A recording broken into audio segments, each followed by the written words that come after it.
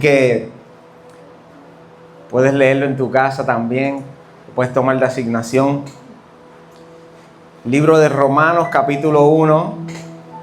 Leemos en el nombre del Padre, del Hijo y del Espíritu Santo y la Iglesia, que dice: Pablo, siervo de Jesucristo, llamado a ser apóstol, apartado para el Evangelio de Dios, que Él había prometido antes por sus profetas en las Santas Escrituras, acerca de su Hijo, nuestro Señor Jesucristo, que era del linaje de David según la carne, que fue declarado Hijo de Dios con poder, según el Espíritu de santidad, por la resurrección de entre los muertos, y por quien recibimos la gracia y el apostolado para la obediencia a la fe en todas las naciones por amor de su nombre, entre las cuales estáis también vosotros, llamados a ser de Jesucristo, a todos los que están en Roma, amados de Dios, llamados a ser santos, gracia y paz a vosotros, de Dios nuestro Padre y el Señor Jesucristo. Primeramente doy gracias a mi Dios mediante Jesucristo con respecto a todos vosotros, de que vuestra fe se divulga por todo el mundo, porque testigo me es Dios, a quien sirvo en mi espíritu en el Evangelio de su Hijo, de que sin cesar hago mención de ustedes siempre en mis oraciones, rogando que de alguna manera tenga al fin, por la voluntad de Dios, un próspero viaje para ir a vosotros, porque deseo verlos para comunicarles algún don espiritual, a fin de que seáis confirmados. Esto es, para ser mutuamente confortados por la fe que nos es común a vosotros y a mí. Pero no quiero, hermanos, que ignoréis que muchas veces me he propuesto ir a ustedes, pero hasta ahora he sido estorbado, para tener también entre ustedes algún fruto, como entre de los demás gentiles, a griegos y a no griegos, a sabios y a no sabios, soy deudor. Así que en cuanto a mí, pronto estoy a anunciarles el Evangelio también a ustedes que están en Roma, porque no me avergüenzo del Evangelio, porque es poder de Dios para salvación a todo aquel que cree, al judío primeramente y también al griego, porque en el Evangelio la justicia de Dios se revela por fe y para fe, como está escrito: mas el justo por la fe vivirá. Gracias, Señor, porque tu palabra es poderosa. Gracias, Señor, porque le diste esta revelación al apóstol Pablo, Señor. Y hoy somos dichosos de tener el libro de Romanos para leerlo, Señor, para estudiarlo, para predicarlo, Dios.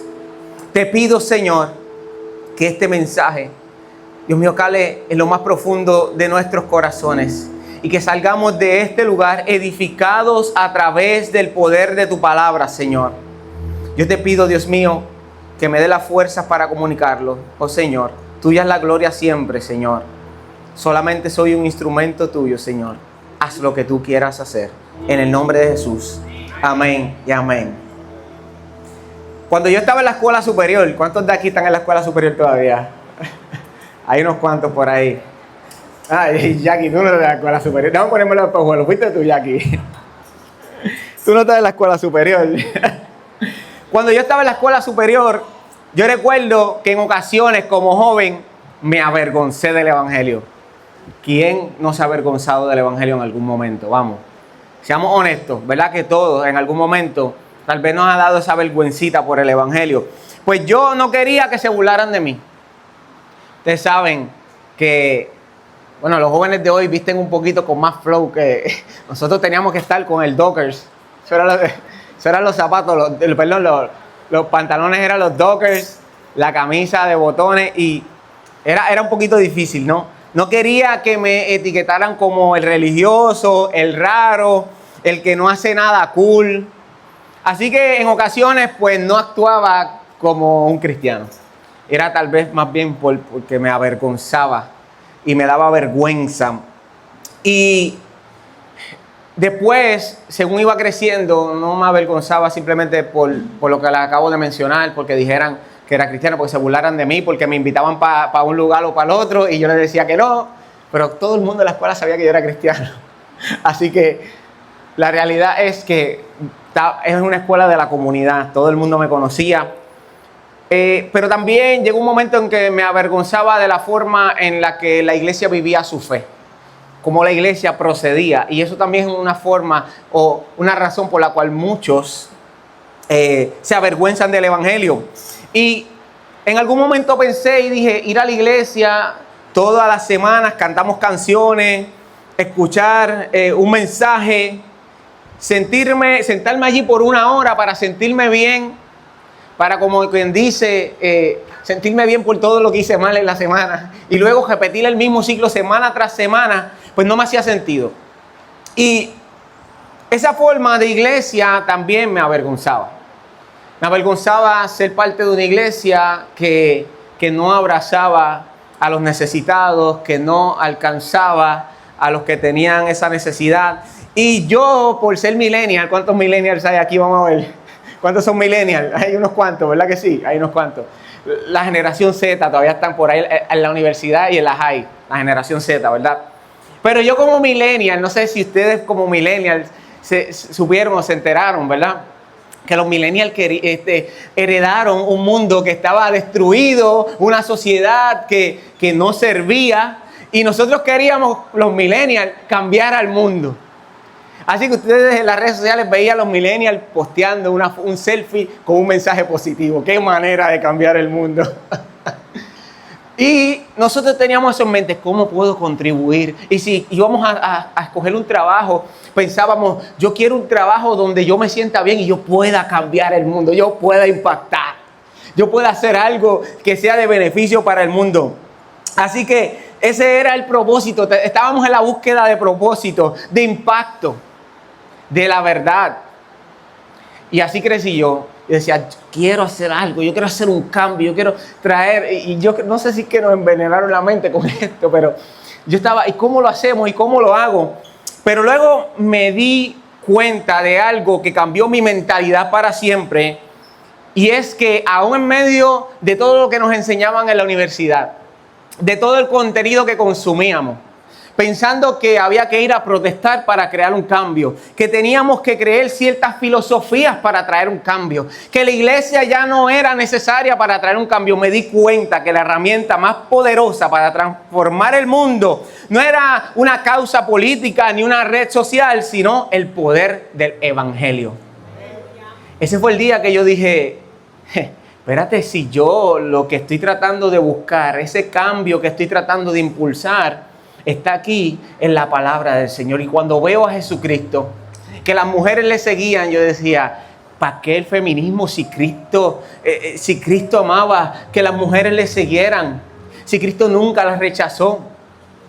Si cuando trajeron a la mujer adúltera delante de él y la querían matar a pedradas, ¿qué dijo? El que esté libre de pecado tire la primera piedra. ¿Para qué el feminismo si Jesucristo lo resuelve en su palabra? ¿Para qué el machismo si Jesucristo amó a la iglesia? Y Pablo nos dice, esposos amen a sus mujeres como Cristo amó a la iglesia, que se entregó así por ella.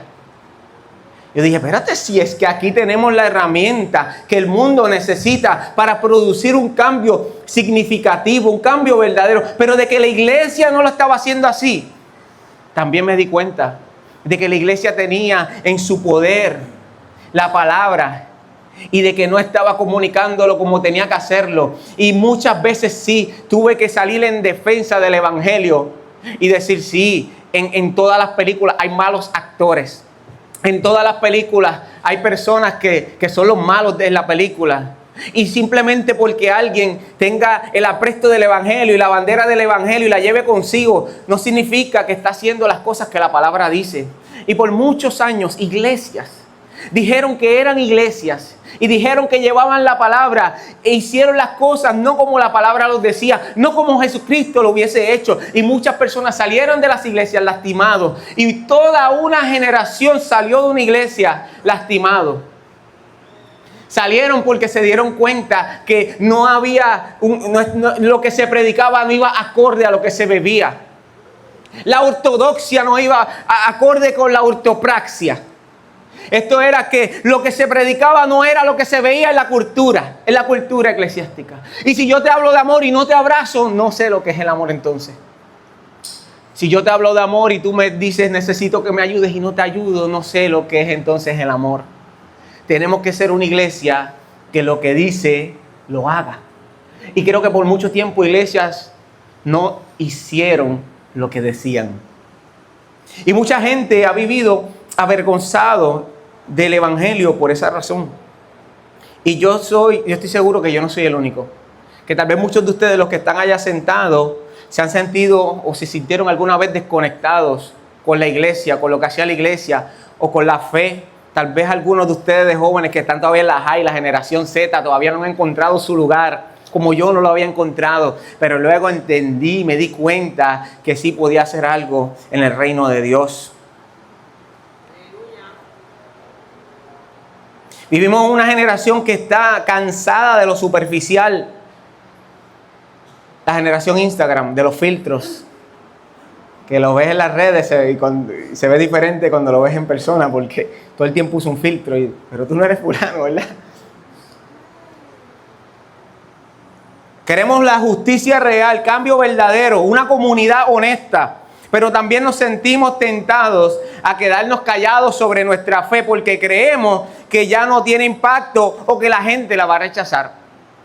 A veces vivimos como cristianos de la secreta. Cristianos que no nos atrevemos que la gente sepa, como yo en la high, aunque todo el mundo lo sabía. Que la gente sepa que somos cristianos, que le servimos a un Dios que está vivo y que tiene poder. Que vamos a la iglesia y levantamos las manos y oramos por la gente, sí, amén. Y aquí es donde la voz del apóstol Pablo entra con una fuerza y con una convicción. Y dice en Romanos capítulo 1, verso 16, no me avergüenzo del evangelio porque es poder de Dios. Pablo está trayéndole a los romanos en su carta, está en la carta a los romanos. Y Pablo comienza introduciendo la carta, hablando de él, de cómo Dios lo escogió. Y luego le dice a los romanos, no me avergüenzo del evangelio. Aquí él está poniendo el tono de la carta. Aquí él está diciéndole a ellos de qué va a hablar. Aquí está la introducción, es la idea central de la carta.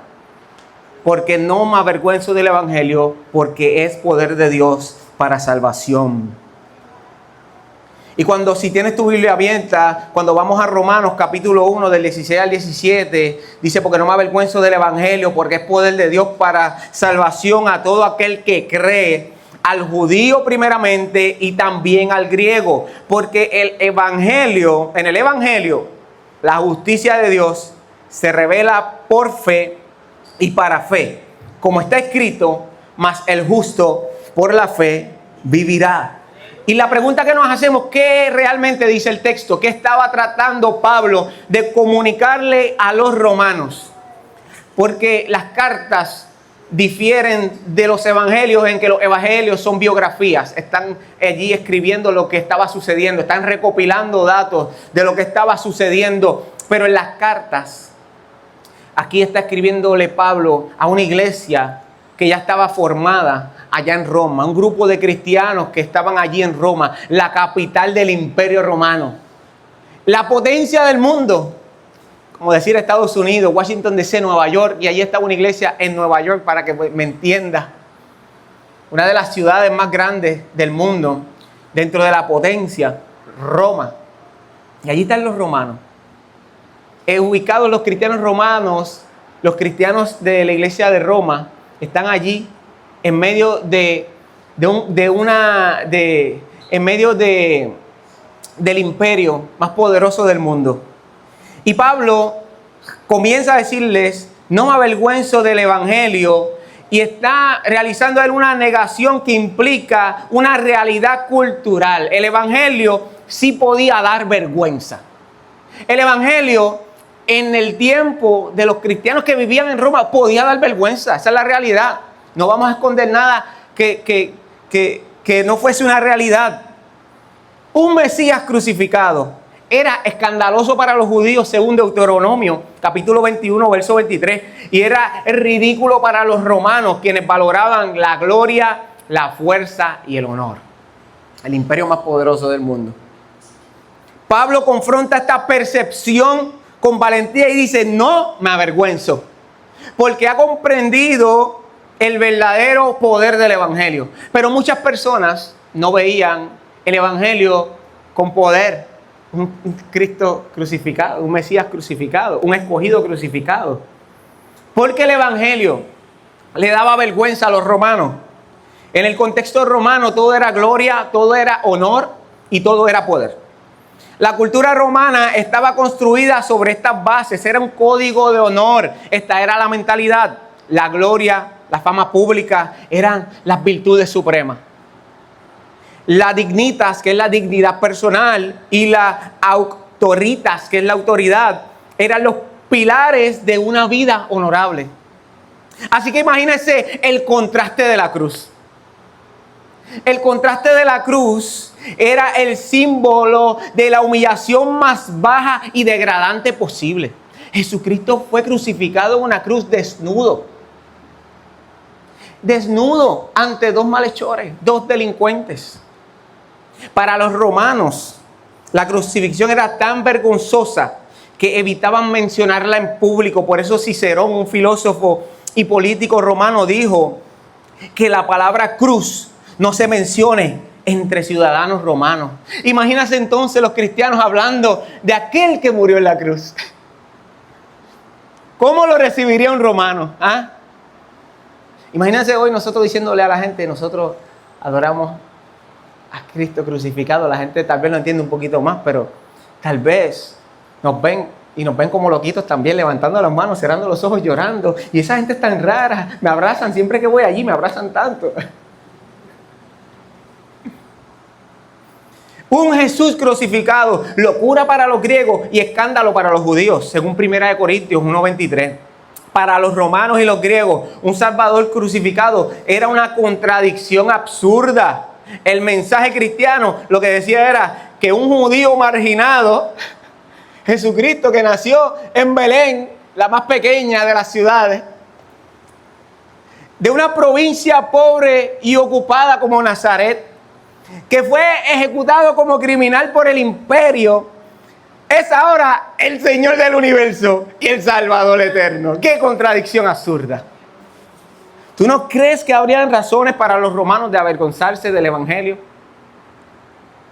Eso era irracional para ellos. Cuando su cosmovisión era contraria a lo que los cristianos estaban predicando. La crucifixión era un castigo para los peores delincuentes. Los romanos usaban la crucifixión como una herramienta de terror público. Era reservada para esclavos rebeldes, criminales violentos, prisioneros de guerra. Un ciudadano romano no podía ser crucificado legalmente. Era demasiado deshonroso. Entonces imagínate el mensaje cristiano en la época de Roma. Que adores a un hombre que está crucificado, que le entregues tu vida a un hombre que murió crucificado. Y para el romano eso era el equivalente a decir: adora a un terrorista ejecutado en la horca. El cristianismo desafiaba la estructura de poder, por eso muchos se avergonzaban del cristianismo. El imperio adoraba a César como hijo de Dios y Señor, pero en el evangelio se proclama a Jesucristo, el crucificado, que ese era el verdadero hijo de Dios y Señor. Esto no solo era vergonzoso. Llamar a Jesús Señor en lugar del César podía considerarse una traición política. Así que los romanos estaban enfrentando algo. Los romanos cristianos se estaban enfrentando a una cultura que no era fácil, era difícil. El cristianismo, el evangelio también era vergüenza a nivel social. ¿Sabes por qué? Porque el evangelio no era el de los ricos, sino el cristianismo atraía a los esclavos, a las mujeres, a los niños, a los pobres, a los marginados, como debería ser. Yo no entiendo estas iglesias donde si no tienen un estatus social específico, si llegas en un Toyota .8 del 87, no sé, no entiendo este tipo de iglesia. La iglesia es para todos. No importa cuánto ganas, ni dónde vives. El evangelio es para el que vive en el barrio, en el residencial, en la urbanización, en la mansión. El evangelio es para todo aquel que en él cree. Y eso es lo que tenemos que predicar. El mensaje del evangelio quebrantaba el orgullo de la élite romana que valoraba la nobleza, la educación, la fuerza militar y la ascendencia social. ¿Cómo puede un esclavo decirme que yo necesito ser salvo? Imagínense un esclavo diciéndole a alguien, necesita ser salvo. La mentalidad romana escandalizada por la igualdad del evangelio, según Gálatas 3:28. Miren lo que sucedía en Roma, por eso era que había más mujeres que hombres, y siempre ha habido más mujeres que hombres en las iglesias. Pero el caso de Roma era particular. Una forma de aborto era que si nacía niña, la cogían y la botaban para dejarla y que se muriera. Y los cristianos,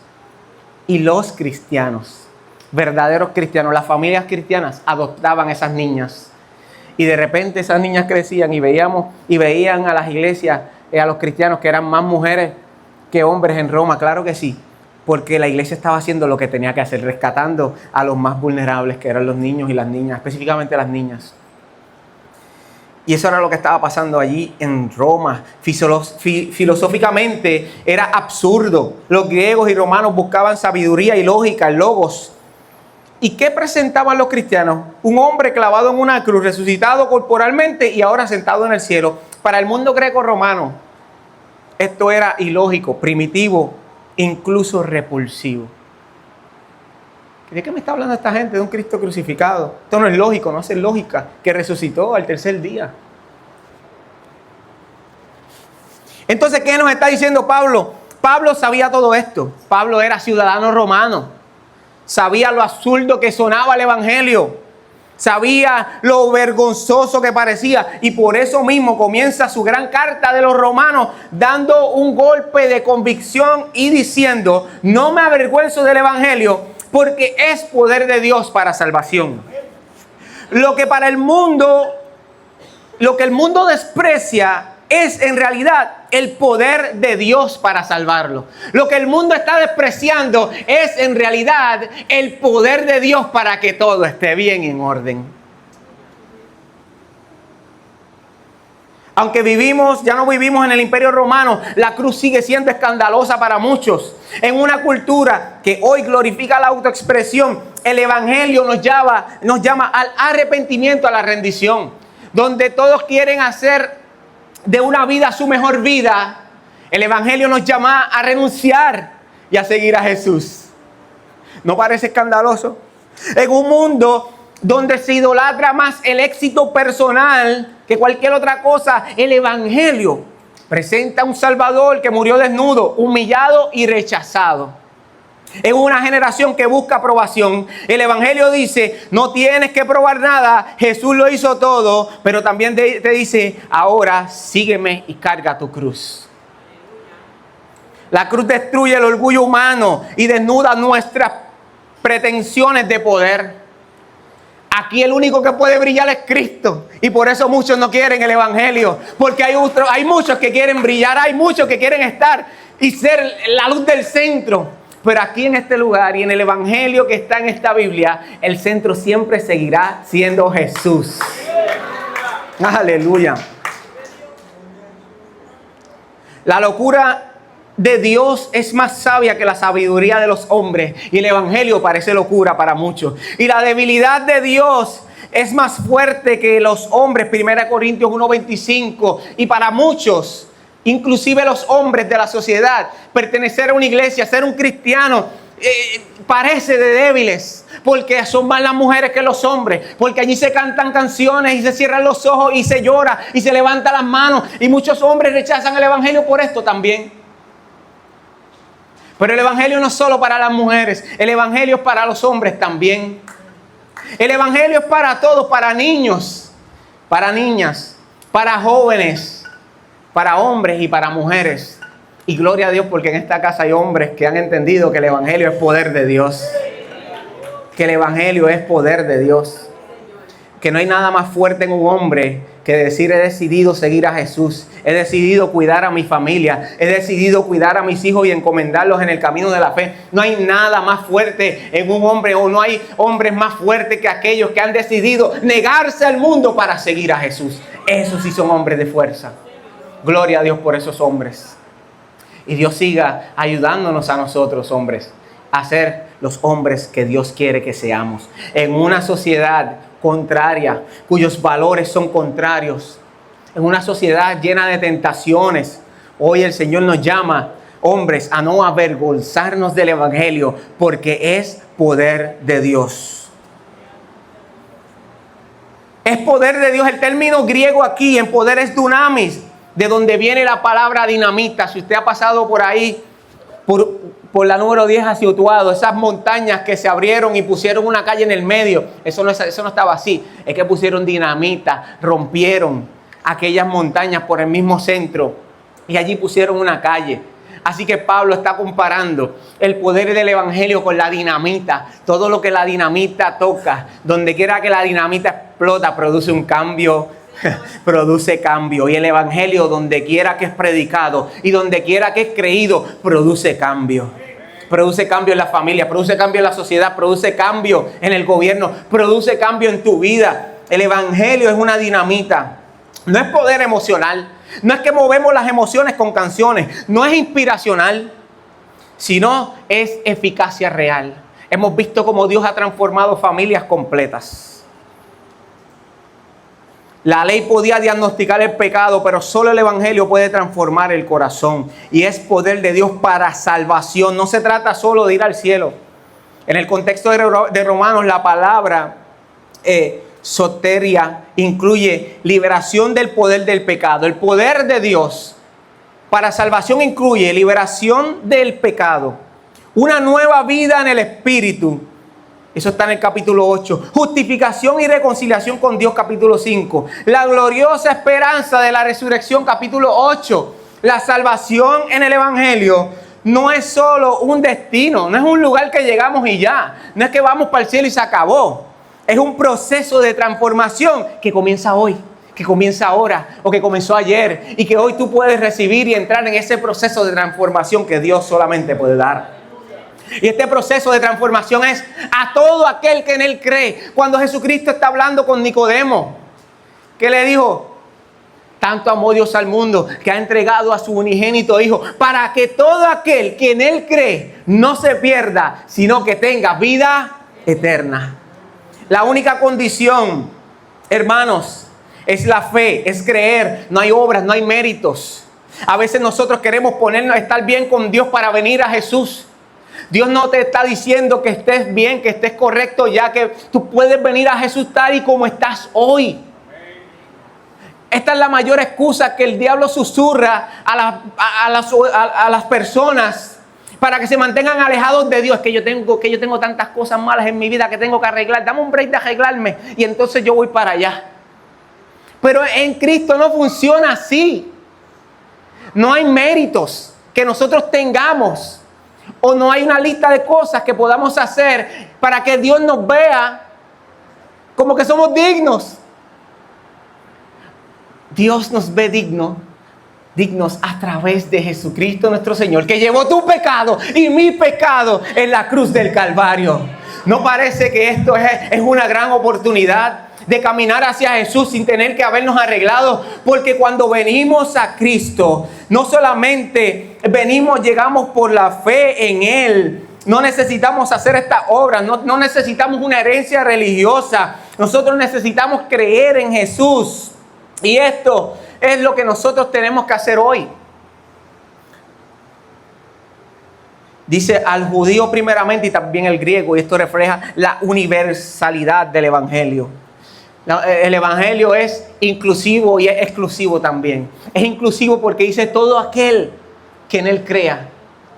Pero también es exclusivo en el sentido de que solamente entra el que cree. Se extiende hacia todos, pero solo el que cree es el que puede ser parte de esta salvación tan grande. ¿Cuántos han creído en el Evangelio en esta mañana? ¿Qué significa esto para nosotros hoy, iglesia? Esa es la pregunta. Hoy en el siglo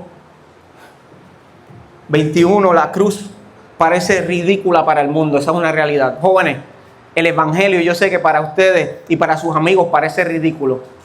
Porque cuando les dicen vamos a hacer algo, ustedes se niegan porque ustedes saben y han creído en Jesucristo como su Señor. Y hoy la cruz parece ridícula para ellos, pero cobrará sentido pronto. Dale 5 o 10 años para que tú veas cómo te van a buscar para que ores por ellos. A mí me pasó.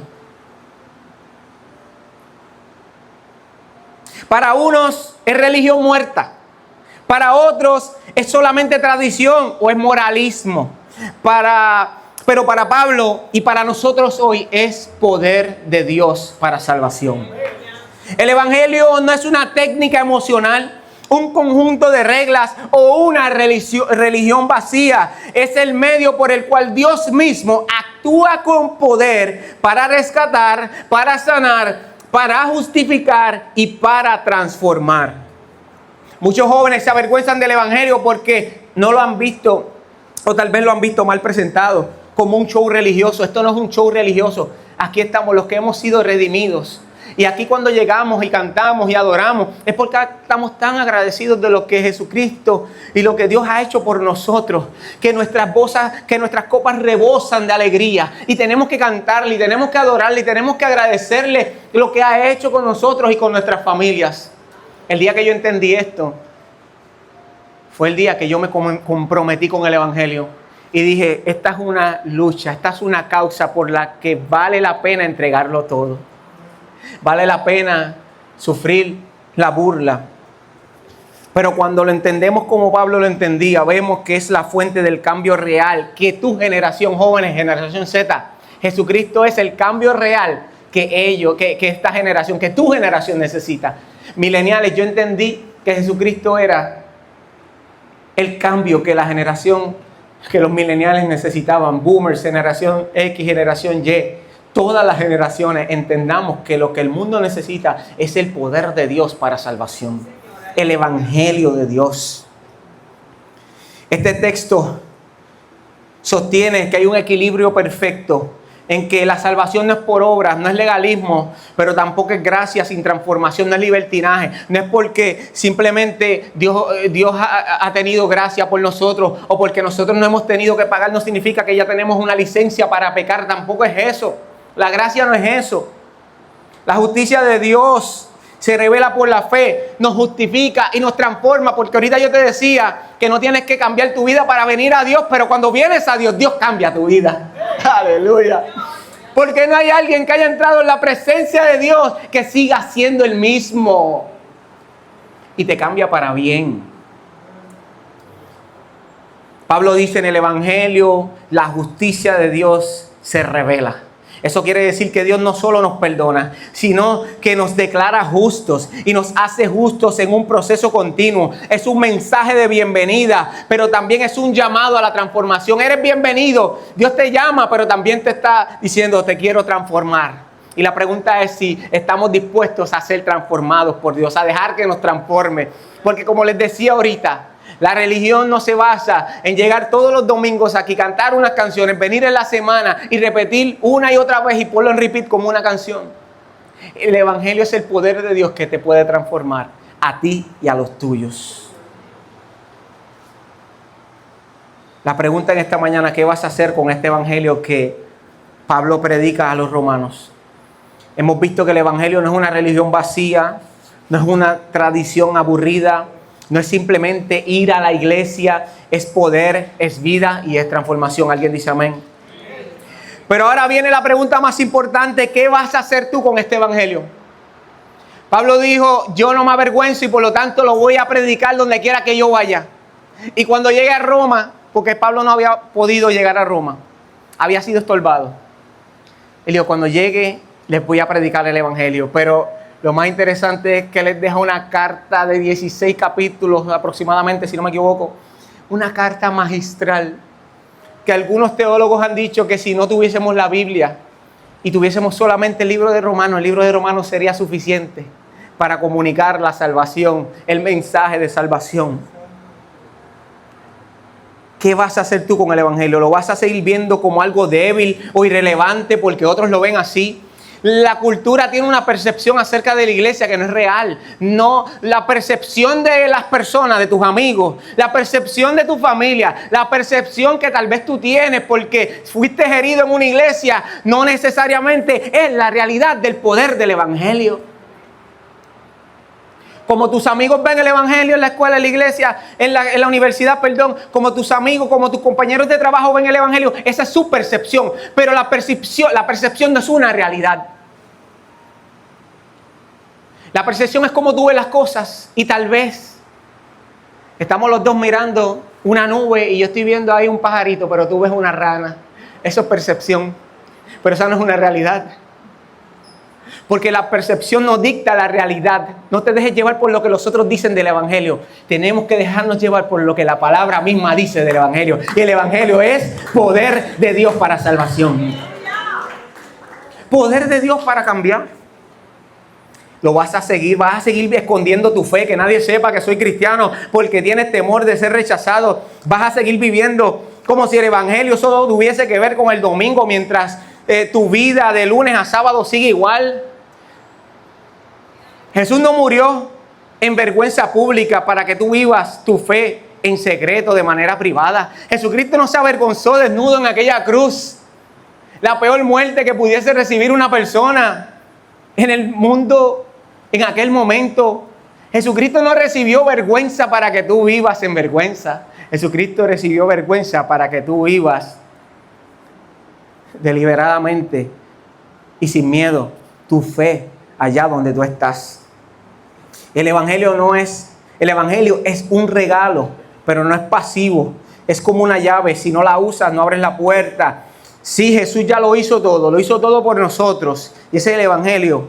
Pero ahora Él nos dice, cree, arrepiéntete, sígueme y no te avergüences de mí, como dice Lucas 9:26. Y Romanos 10:9 dice, si confiesas con tu boca que Jesús es el Señor y crees en tu corazón que Dios le levantó de entre los muertos, serás salvo. Tenemos que confesar, tenemos que creer, tenemos que caminar. Eso es responder al poder del evangelio con todo lo que somos y con todo nuestro ser. No es una transacción, es una transformación. No es una transacción que estamos haciendo, es una transformación. Y comienza cuando decides no avergonzarte más. Hoy dile al que está a tu lado, no me avergüenzo del evangelio. Yo no me avergüenzo del evangelio. Dile al que está a tu lado, yo no me avergüenzo del evangelio. Imaginemos lo que pasaría si viviéramos sin vergüenza al evangelio. Ahora sueña conmigo un momento, sueña conmigo. Imagínate esto. Si todos decidiéramos no avergonzarnos del evangelio, ¿qué pasaría? Saldríamos de aquí para hablarle a todos sin miedo. Y si la cruz, que para el mundo es locura, fuera nuestro mayor tesoro. Y si una generación entera se levantara, no con religión vacía, sino con el fuego del evangelio en su corazón, ¿qué sucedería con esta generación? No nos levantamos con superioridad, sino con humildad. No nos levantamos con juicio, sino con compasión. No nos levantamos con miedo, sino con convicción. Millennials, generación Z y todas las generaciones que aquí están hoy y los que vendrán después, las nuevas generaciones, no están buscando entretenimiento. De entretenimiento está lleno el mundo. Están buscando sentido, están buscando verdad, están buscando propósito, están buscando verdadero poder. Y ese poder tú y yo lo tenemos aquí. Y es el poder del evangelio para cambiar y para transformar. El mundo no necesita una iglesia que se parezca más al mundo. El mundo necesita una iglesia que se parezca más a Cristo. Una iglesia que no se avergüence de vivir diferente. Una iglesia que ama al pecador pero no puede negociar con el pecado. Una iglesia que no es un museo de santos, sino un hospital de redimidos. No me avergüenzo del evangelio. ¿Y tú?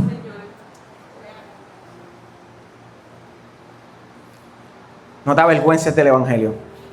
El evangelio no es una vergüenza, el evangelio es nuestra identidad, es nuestro mensaje, es nuestra misión. ¿Estás listo para vivir sin miedo? ¿Estás listo para confesar a Cristo y vivir a Cristo sin filtros de la sociedad, sin los filtros que la sociedad impone? Es tiempo de vivir el evangelio, aun cuando para el mundo sea locura, aun cuando para tus amigos no tenga sentido. Aun cuando para tus vecinos, para tu familia, el Evangelio no tenga sentido, es tiempo de creer en el Evangelio, porque el Evangelio es poder de Dios para salvación. La gente, Puerto Rico está poniendo su esperanza en un gobierno y cada vez y otra vez el gobierno vuelve y les queda mal. Y aquí no estoy hablando de colores, ni de azules, ni de rojos, ni de verdes, ni de azul clarito. Es que la realidad es esa. Te siguen fallando. Y la gente, aún las nuevas generaciones, vuelven y ponen su fe en un político más joven. Lo único que con otro color. Creo que es verde, algo así. Y los más adultos pues ponen su esperanza y su fe en la tradición, en los mismos de siempre. Pero el cambio no está en la política. El cambio está en el poder del Evangelio cuando es predicado por una iglesia que ha entendido que ha sido redimida con el poder del Evangelio de Dios y que no se avergüenza de decir que se avergüenza el diablo y que se avergüencen aquellos que no viven para Jesús, pero yo nunca me avergonzaré del poder del Evangelio. Ponte de pie en esta hora. Gloria al Señor.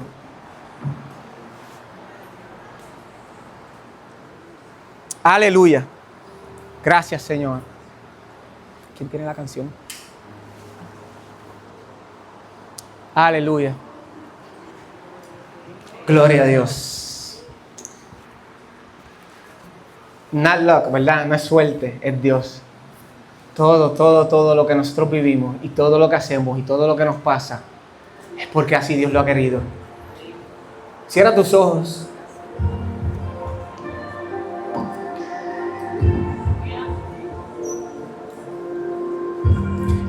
Hoy el llamado es simple.